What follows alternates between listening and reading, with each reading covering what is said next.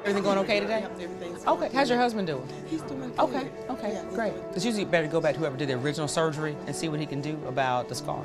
I can remember when I first met Dr. Atkins, I had never had a doctor to actually explain to me what was going on with my diagnosis the way she did.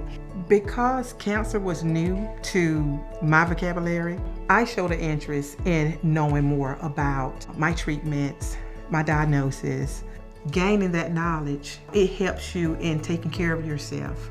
Through our CPAN chapter, we're able to reach more patients. The patients who are in the CPAN chapter are very active, they're educated, they know about their disease, they've had cancer, they've gotten chemotherapy. So they can tell another patient, hey, this is what it feels like, I'm still alive, I'm doing well, and so can you.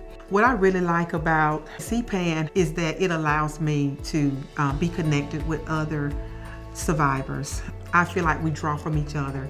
There are so many good people that sharing their stories, and we're helping each other.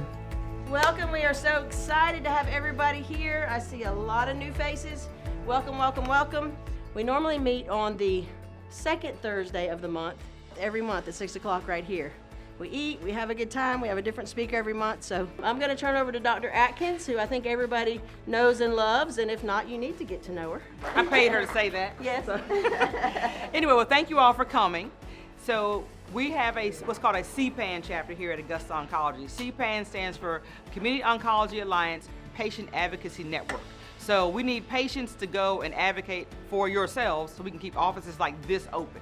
When you're in active treatment, or even like maybe in the first few years after, the only thing that you're thinking about is getting through your own treatment. But a lot of times it happens is after you finish your primary treatment, you start thinking about who helped you get through that process. And a lot of times you start to think about how important your cancer center was.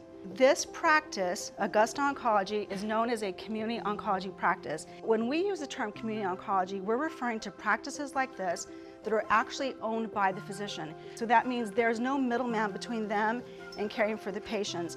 But over the years, the site of care has changed, so places like this are being bought up and consolidated. The people at Capitol Hill don't know what happens here unless we go there and tell them. So we need your voices, your help to keep practices like this open. Getting patients engaged is extremely important.